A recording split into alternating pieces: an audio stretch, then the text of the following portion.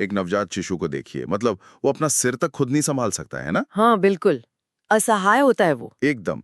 लेकिन सिर्फ 24 महीनों के अंदर वही बच्चा अपने पैरों पर चलने लगता है, कुछ-कुछ बात करने लगता है और अपनी भावनाएं दिखाने लगता है। तो मतलब एक इंसान का बच्चा इतने कम समय में पूरी तरह से लाचार स्थिति से एक लॉजिकल प्राणी में कैसे बदल जाता है? हम्म, ये कोई जादू नहीं है, ये एक बहुत ही शानदार प्रक्रिया है जिसे हम आज समझने वाले हैं। सही कहा। तो इस नए डीप डाइव में आप सभी का स्वागत है। आज का हमारा विषय है बाल विकास, जिसे हम चाइल्ड डेवलपमेंट या सीडीपी भी कहते हैं। और आज की चर्चा का जो आधार है ना, वो बेहतरीन अध्ययन सामग्री और स्लाइड्स हैं जो यूपी टीईटी और झारखंड टीईटी 2026 की तैयारी करने वाले छात्रों के लिए तैयार की गई हैं। बिल्कुल, और हमारा लक्ष्य यहाँ बहुत क्लियर है। हमें इस विषय को ऐसे समझना है कि जो स्टूडेंट सुन रहे हैं उनके परीक्षा में 5 से 6 मार्क्स एकदम पक्के हो जाएं। हाँ, 5-6 नंबर बहुत मायने रखते हैं एग्जाम में। बिल्कुल रखते हैं। और ये एक ऐसा विषय है जिसे अगर सही नजरिए से समझा जाए ना, तो तथ्यों को रटने की बिल्कुल जरूरत नहीं पड़ेगी। मतलब अक्सर लोग सिर्फ डेफिनेशंस याद करने में लग जाते हैं। हाँ हाँ, वो किताब से रट्टा मारने वाली बात। एकदम। लेकिन सीडीपी कोई ऐसा विषय नहीं है जिसे केवल किताबों में पढ़ा जाए।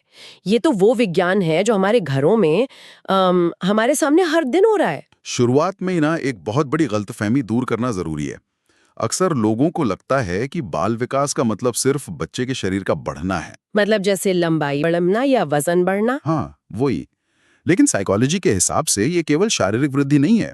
ये बच्चे के संपूर्ण स्वरूप का होलिस्टिक यानी समग्र रूपांतरण है। ये होलिस्टिक डेवलपमेंट शब्द सुनने में थोड़ा तकनीकी लगता है। अगर मैं इसे अपने नजरिए से देखूं, तो मतलब इसमें मुख्य रूप से 4 स्तंभ शामिल होते हैं, है ना? हाँ। शारीरिक विकास, फिर मानसिक या कॉग्निटिव विकास, भावनात्मक विकास और सामाजिक विकास। बिल्कुल, यही 4 पिलर्स हैं। और दिलचस्प बात यह है कि ये चारों अलग-अलग काम नहीं करते। मान लीजिए एक बच्चा शारीरिक रूप से कमजोर है और वो ठीक से दौड़ नहीं पाता। हाँ, तो इसका असर बाकी चीजों पर भी पड़ेगा। एग्जैक्टली। इस वजह से वो मैदान में दूसरे बच्चों के साथ खेलने से कतराएगा, यानी उसका शारीरिक विकास उसके सामाजिक विकास को रोक रहा है। और जब वो दूसरों के साथ नहीं खेलेगा तो उसका आत्मविश्वास कम होगा, जो सीधे उसके भावनात्मक विकास को नुकसान पहुंचाएगा। हाँ। तो जन्म से लेकर बड़े होने तक इन चारों आयामों के एक साथ जुड़े हुए बदलाव को ही बाल विकास कहा जाता है। ये बहुत ही बढ़िया एनालिसिस है। मतलब मस्तिष्क, शरीर, भावनाएं और समाज, ये चारों ना एक कार के 4 पहियों की तरह हैं। अच्छा। हाँ, अगर एक पहिए में भी हवा कम है तो विकास की गाड़ी सही गति से आगे नहीं बढ़ सकती। और एग्जाम के नजरिए से देखें तो यहाँ से एक सीधा सवाल बनता है, जब भी विकास शब्द आए तो उसका मतलब सिर्फ ऊंचाई या वजन नहीं है, बल्कि वो इन चारों डायमेंशंस का एक बैलेंस्ड नेटवर्क होता है। समझ गया। तो अब जब हमें ये क्लियर हो गया है कि विकास एक हॉलिस्टिक प्रोसेस है, तो सवाल ये आता है कि ये काम कैसे करता है? मतलब क्या ये अचानक से हो जाता है या इसका कोई पैटर्न है? इसका एक बहुत ही सेट पैटर्न है। हाँ, मेरे दिमाग में ना इसे लेकर एक स्मार्टफोन वाली बात आ रही है। मतलब विकास केवल एक इमारत की ईंटें जोड़ने जैसा नहीं है कि बस एक के ऊपर एक ईंट रखी और दीवार बन गई। हाँ हाँ, बिल्कुल नहीं। ये तो जैसे स्मार्टफोन के हार्डवेयर और सॉफ्टवेयर को एक साथ अपग्रेड करने जैसा है। जैसे जैसे बच्चे का शरीर यानी हार्डवेयर बढ़ता है, उसका दिमाग और भावनाएं यानी सॉफ्टवेयर भी लगातार अपडेट होते रहते हैं। नए नए फीचर्स अनलॉक होते रहते हैं। अरे वाह, ये स्मार्टफोन वाला एग्जाम्पल इस प्रोसेस को समझने के लिए एकदम सटीक है। और जिस तरह हर ऑपरेटिंग सिस्टम के अपडेट के कुछ सख्त नियम होते हैं ना, वैसे ही बाल विकास के भी कुछ फिक्स नियम हैं जो दुनिया के हर बच्चे पर लागू होते हैं। हमारी स्लाइड्स और मनोवैज्ञानिक सिद्धांतों के अनुसार मुख्य रूप से 4 विशेषताएं हैं। और जो स्टूडेंट्स टीईटी की तैयारी कर रहे हैं उनके लिए ये चारों नियम बहुत इंपॉर्टेंट है, क्योंकि यहाँ से सीधे एमसीक्यू पूछे जाते हैं। तो चलिए नियमों को थोड़ा डीकोड करते हैं। पहला नियम जो स्लाइड्स में है वो है निरंतर प्रक्रिया या कंटिन्यूअस प्रोसेस। हाँ, इसका मतलब तो यही हुआ ना कि विकास जन्म से शुरू होकर जिंदगी भर चलता है, ये कभी रुकता नहीं है। बिल्कुल, ये एक नॉन स्टॉप जर्नी है। और शायद यहीं से वृद्धि यानी ग्रोथ और विकास के बीच का अंतर भी साफ होता है। मतलब एक उम्र के बाद हमारी लंबाई बढ़ना तो बंद हो जाती है, ग्रोथ रुक जाती है, लेकिन हमारा जो मानसिक और सामाजिक विकास है वो तो जिंदगी के आखिरी दिन तक चलता रहता है। एकदम सही। वृद्धि एक फिजिकल चीज है जिसे आप इंची टेप से नाप सकते हैं, लेकिन विकास एक लाइफ टाइम चलने वाला सॉफ्टवेयर अपडेट है। इसके बाद जो दूसरा नियम हमारी लिस्ट में है वो है क्रमबद्ध विकास यानी सीक्वेंशियल डेवलपमेंट। अच्छा, सीक्वेंस में होना। हाँ, प्रकृति ने ना विकास का एक बहुत ही सख्त अनुक्रम तय किया हुआ है। मतलब कोई भी बच्चा पैदा होते ही सीधे वाक्य नहीं बोलने लगता। हाँ, वो तो मुमकिन ही नहीं है। वो पहले अजीब सी आवाजें निकालता है जिसे हम बैबलिंग कहते हैं, फिर वो धीरे धीरे छोटे छोटे शब्द बोलता है और उसके बहुत बाद जाकर वो ग्रामर के साथ पूरे वाक्य बनाता है। शारीरिक रूप से भी तो ऐसा ही होता है ना। पहले बच्चा अपना सिर संभालना सीखता है, फिर बैठना, फिर घुटनों के बल चलना और आखिर में खड़ा होकर दौड़ना। बिल्कुल, कोई भी बच्चा इस सीक्वेंस को जंप करके आगे नहीं बढ़ सकता। ये तो ऐसा जैसे किसी वीडियो गेम में बिना पहला लेवल पार किए आप दूसरे लेवल पे नहीं जा सकते। हाँ, बहुत सही तुलना है ये। लेकिन यहीं पर एक पेच भी है। जो तीसरा नियम है वो कहता है व्यक्तिगत अंतर या इंडिविजुअल डिफरेंसेस। मतलब भले ही सीक्वेंस सबके लिए एक हो, लेकिन उस सीक्वेंस को पार करने की जो स्पीड है वो हर बच्चे के लिए अलग होती है ना? एकदम, हर बच्चा अपने आप में अलग है। हाँ, कोई बच्चा 10 महीने की उम्र में चलने लगता है तो किसी को 14 महीने लग जाते हैं। कुछ जल्दी बोलना शुरू कर देते हैं, कुछ को ज्यादा टाइम लगता है। और मजे की बात यह है कि दोनों ही पूरी तरह से नॉर्मल हैं। ये व्यक्तिगत अंतर वाला जो पॉइंट है ना, ये एजुकेशन में सबसे ज्यादा इंपॉर्टेंट है। जेनेटिक्स और पर्यावरण का जो मिक्सचर हर बच्चे को मिलता है वो ही उसके विकास की स्पीड तय करता है। एक टीचर के रूप में ये समझना बहुत जरूरी है कि क्लास के 30 बच्चे एक ही स्पीड से नहीं सीख सकते। हाँ, ये बहुत जरूरी पॉइंट है। और एग्जाम में ना अक्सर ये सवाल घुमा कर आता है कि क्या सभी बच्चों में विकास की दर समान होती है? तो इसका जवाब हमेशा नहीं होगा। क्रम समान होता है लेकिन दर या रेट हमेशा अलग होती है। बिल्कुल क्लियर हो गया ये।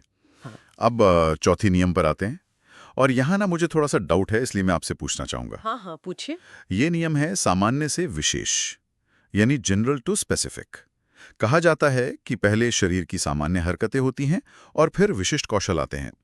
लेकिन अगर हम कुछ भी बनाने की बात करें, जैसे घर बनाना है, तो हम पहले छोटी छोटी ईंटें जोड़ते हैं ना। हाँ। और तब जाके एक सामान्य बड़ा ढांचा खड़ा होता है। तो बाल विकास इसके बिल्कुल उल्टा कैसे काम कर रहा है? मतलब ये छोटी चीजों से बड़ी चीजों की तरफ क्यों नहीं जा रहा? इसे थोड़ा प्रैक्टिकल तरीके से समझाइए। हाँ, ये कंफ्यूजन बहुत ही नेचुरल है और सच बताऊं तो एग्जाम में सबसे ज्यादा गलतियां स्टूडेंट्स इसी पॉइंट पे करते हैं। इसे ना घर बनाने के नजरिए से मत देखिए, इसे एक छोटे बच्चे की मांसपेशियों के कंट्रोल के नजरिए से देखिए। अच्छा। जब एक 3 महीने का बच्चा अपने सामने रखे किसी खिलौने को पकड़ने की कोशिश करता है तो क्या वो सीधे अपनी 2 उंगलियों का इस्तेमाल करता है?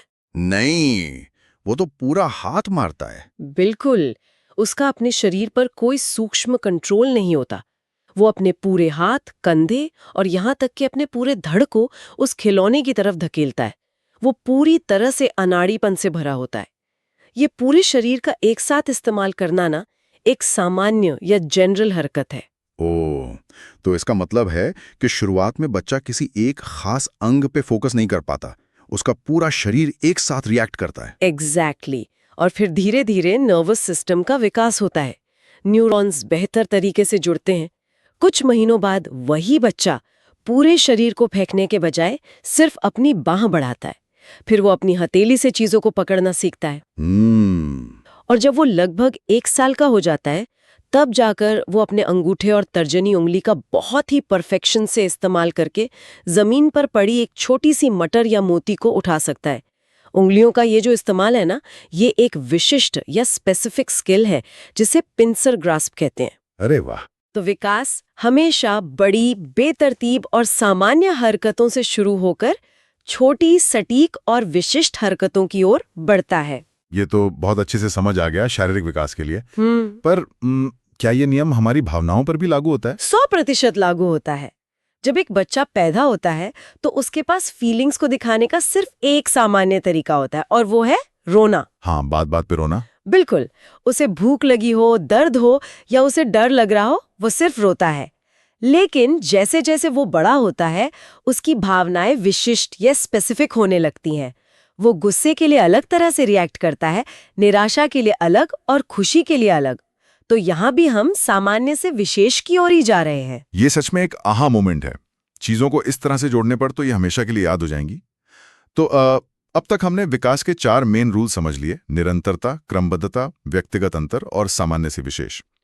अब टाइम आ गया है कि हम इन नियमों को लाइफ की टाइमलाइन पर रखकर देखें। बिल्कुल, स्टेजेस ऑफ डेवलपमेंट। हाँ, मनोविज्ञान और हमारी स्रोत सामग्री के अनुसार बाल विकास को 3 मुख्य अवस्थाओं में बांटा गया है: शैशवावस्था, बाल्यावस्था और किशोरावस्था। तो चलिए लाइफ के पहले दिन यानी शैशवावस्था या इन्फेंसी से शुरू करते हैं, जो जन्म से लेकर 2 साल तक चलती है। ये हमारी लाइफ का सबसे नाजुक और सबसे इम्पोर्टेंट टाइम है। शैशवावस्था वो नींव है जिस पर पूरे जिंदगी की इमारत खड़ी होनी है। यही पर मैं एक और धारणा पर बात करना चाहता हूँ। अगर आप आमतौर पर किसी से पूछे ना कि इंसान के जीवन में विकास की स्पीड सबसे तेज कब होती है, तो ज्यादातर लोग टीनेज या किशोरावस्था का नाम लेंगे। हाँ, लोगों को ऐसा ही लगता है। क्योंकि टीनेज में बच्चे एकदम से लंबे हो जाते हैं, उनकी आवाज बदल जाती है। लेकिन हमारे नोट्स बहुत ही क्लियरली ये दावा कर रहे हैं कि शारीरिक और मानसिक विकास की गति जीवन में सबसे तेज शैशवावस्था यानी 0 से 2 वर्ष में होती है। तो क्या सच में ऐसा है? किशोरावस्था में जो ग्रोथ होती है वो हमें बहुत साफ दिखाई देती है, इसीलिए लोग उसे सबसे तेज मान लेते हैं। लेकिन अगर हम विकास की दर या रेट की बात करें ना, तो 0 से 2 वर्ष के बीच जो चमत्कार होता है वो जीवन में फिर कभी नहीं होता। अच्छा, कैसे? जरा सोचिए, जन्म के समय एक नॉर्मल बच्चे का वजन लगभग 3 किलो होता है और केवल 1 साल के अंदर उसका वजन 3 गुना होकर 9 किलो तक पहुंच जाता है। क्या एक 20 साल का इंसान 1 साल में अपना वजन 3 गुना बढ़ा सकता है? बाप रे, नहीं, बिल्कुल नहीं। ये एक बहुत ही शानदार नजरिया है। अगर एक 60 किलो का आदमी 1 साल में 180 किलो का हो जाए तो ये तो अकल्पनीय है। एकदम। और ये स्पीड सिर्फ शरीर तक लिमिटेड नहीं है। बच्चे के ब्रेन का साइज और वॉल्यूम पहले 2 सालों में अविश्वसनीय रूप से बढ़ता है। उसके दिमाग में जो न्यूरॉन्स होते हैं ना, वो हर सेकंड लाखों नए कनेक्शंस बना रहे होते हैं। अरे वाह! इसी तेज न्यूरोलॉजिकल डेवलपमेंट के कारण बच्चा बुनियादी मोटर स्किल्स सीखता है। जो बच्चा हिल भी नहीं सकता था, वो रेंगना, खड़ा होना और चलना सीख जाता है। इसके अलावा भाषा के विकास की नींव भी यहीं रखी जाती है। वो आवाजें पहचानना और अपने पहले शब्द बोलना। हाँ, माँ, पापा, पानी जैसे शब्द। इसके साथ ही नोट्स में शैशवावस्था के दौरान एक बहुत ही गहरे मनोवैज्ञानिक पहलू का भी जिक्र है, इमोशनल अटैचमेंट या भावनात्मक जुड़ाव। ये बताया गया है कि माता पिता के प्रति एक गहरा लगाव इसी उम्र में बनता है। तो इसके पीछे का विज्ञान क्या है? इसके पीछे ना बच्चे की लाचारी या असहाय अवस्था वाला विज्ञान है। एक छोटा शिशु अपने सर्वाइवल के लिए पूरी तरह दूसरों पर डिपेंडेंट है। उसे नहीं पता दुनिया कैसी है। सही बात है। जब उसे भूख लगती है और वो रोता है और कोई आकर उसे दूध पिलाता है, जब वो डरता है और कोई उसे गले लगा लेता है, तो उसके सबकॉन्शियस माइंड में ये बात बैठ जाती है कि हाँ, ये दुनिया एक सुरक्षित जगह है और मेरी जरूरतें पूरी की जाएंगी। एक बहुत फेमस मनोवैज्ञानिक थे, एरिक एरिक्सन। उन्होंने इसे ट्रस्ट वर्सेस मिसट्रस्ट का नाम दिया है। अच्छा, विश्वास बनाम अविश्वास। हाँ, ये शुरुआती जुड़ाव ही ये तय करता है कि वो बच्चा फ्यूचर में दुनिया और रिश्तों को किस नजरिए से देखेगा। तो जो स्टूडेंट्स नोट्स बना रहे हैं, उनके लिए डायरेक्ट क्वेश्चन है, शारीरिक और मानसिक विकास की सबसे तीव्र गति किस अवस्था में होती है? तो आंसर होगा शैशवावस्था। बेहतरीन। तो शैशवावस्था में एक बहुत ही मजबूत नींव रखी जा चुकी है। अब बच्चा चलना सीख गया है, बोलना शुरू कर चुका है और उसे पता है कि उसके माता पिता उसके लिए सुरक्षित हैं। अब 2 साल की उम्र के बाद विकास एक नया मोड़ लेता है ना? बिल्कुल। शरीर के बढ़ने की वो जो तूफानी स्पीड थी, वो थोड़ी धीमी हो जाती है और दिमाग की ऊर्जा एक बिल्कुल नई दिशा में जाने लगती है। हमारी स्लाइड्स इसे बाल्यावस्था या चाइल्डहुड कहती हैं, जो 2 से 11 वर्ष तक चलती है। इसे लर्निंग एज या सीखने की उम्र कहा गया है। ये जो नाम है ना, लर्निंग एज, ये इसके काम को पूरी तरह डिफाइन करता है। जैसे ही बच्चा 2 साल का आंकड़ा पार करता है, उसकी दुनिया सिर्फ उसके माता पिता या उसके घर तक लिमिटेड नहीं रहती। वो बाहर निकलता है। हाँ, इस उम्र में ब्रेन का वो हिस्सा तेजी से विकसित हो रहा होता है जो इन्फॉर्मेशन को प्रोसेस कर रहा होता है। बच्चा अपने आसपास की हर चीज को एक स्पंज की तरह सोख रहा होता है। इस अवस्था से जुड़ा एक बहुत ही दिलचस्प एमसीक्यू हमारे नोट्स में है, जो पिछले एग्जाम्स में बार बार पूछा गया है। अच्छा, कौन सा? प्रश्न है कि तार्किक सोच या लॉजिकल थिंकिंग का विकास मुख्य रूप से बाल विकास की किस अवस्था में शुरू होता है? और इसका उत्तर शैशवावस्था या किशोरावस्था नहीं है, बाल्यावस्था है। तो एक 4 या 5 साल के बच्चे के दिमाग में ऐसा क्या बदल रहा है कि वो अचानक से लॉजिकल होने लगता है? ये ना सबसे बड़ा बदलाव है जो इंसान को बाकी जानवरों से अलग करता है।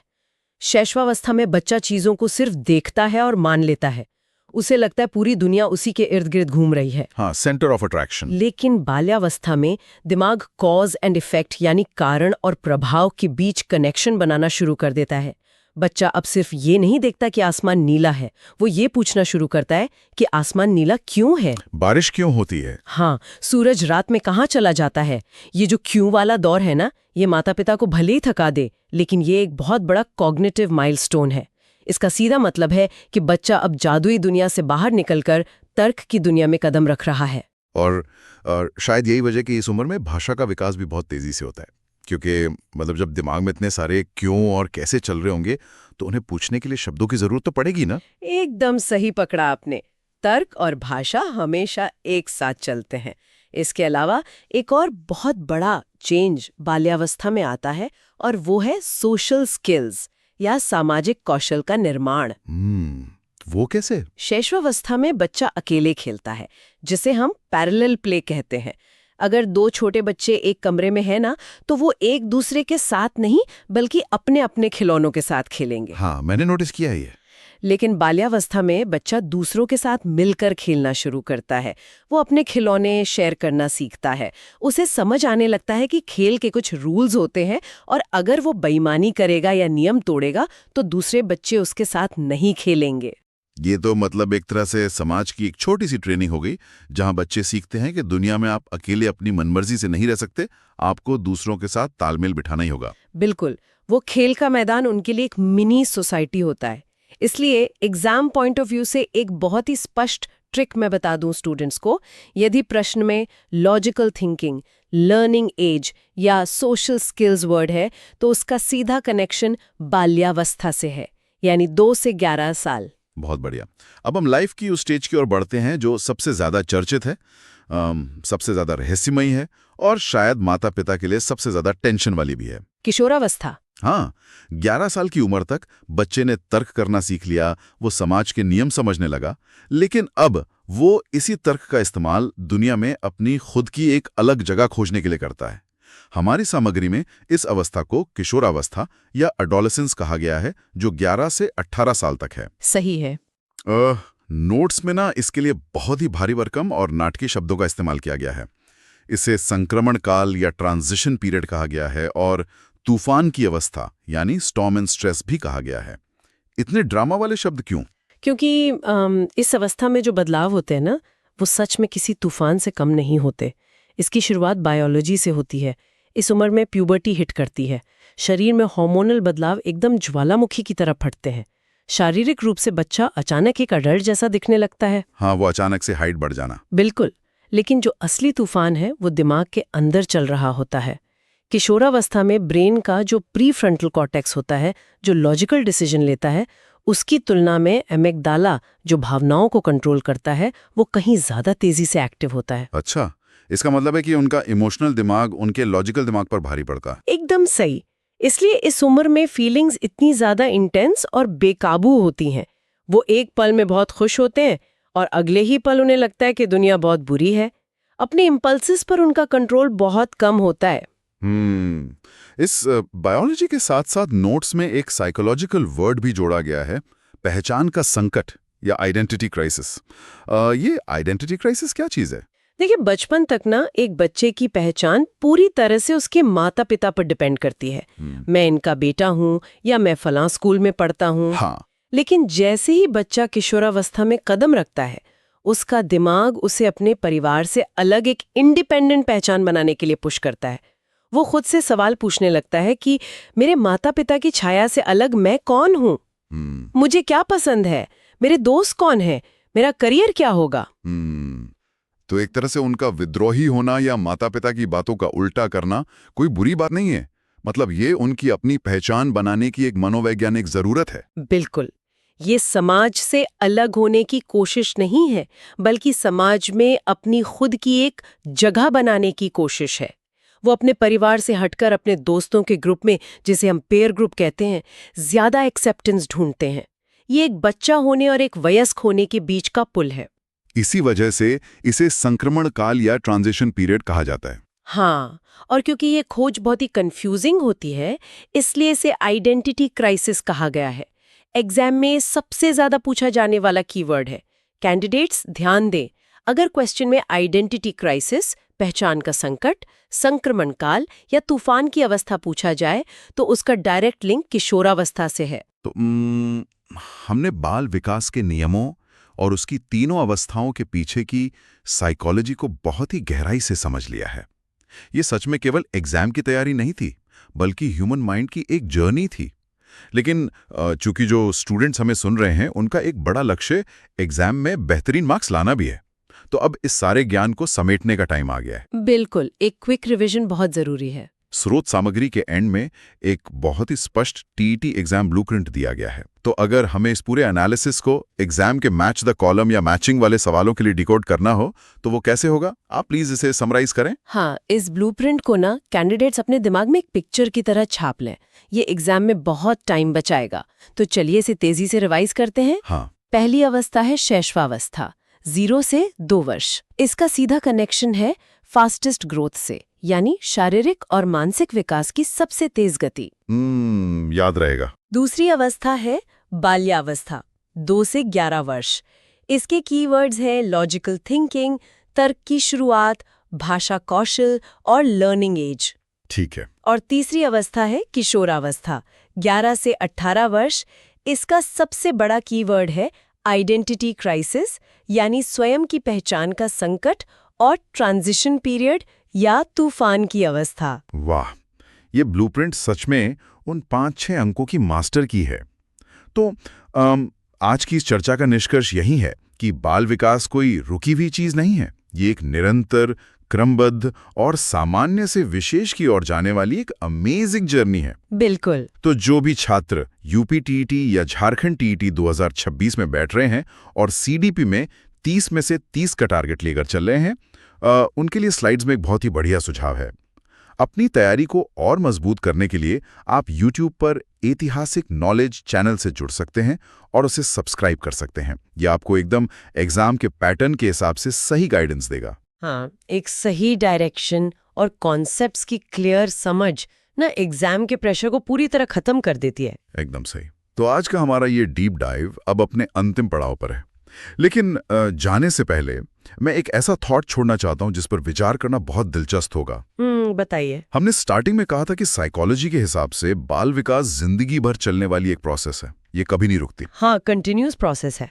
लेकिन जब हमने स्टेजेस को बांटा तो वो 18 साल की आयु यानी कि किशोरावस्था पर आके खत्म हो गई। तो सोचने वाली बात यह है कि क्या बचपन में आया वो तर्क और किशोरावस्था का वो पहचान का संकट वाकई 18 साल के होते ही अचानक से शांत हो जाता है? ये तो बहुत गहरा सवाल है ना? या फिर है कि मैं कौन हूं? ये वाला सवाल अनजाने में हमारी एडल्ट लाइफ को भी जिंदगी भर गहराई से इफेक्ट करता रहता है। क्या हम 30, 40 या 50 की उम्र में भी अपनी पहचान को नए सिरे से नहीं तलाशते? क्या विकास सच में 18 पर रुक जाता है या हम बस उसे नोटिस करना बंद कर देते हैं? ये तो सोचने पर मजबूर कर देने वाली बात है। बिल्कुल।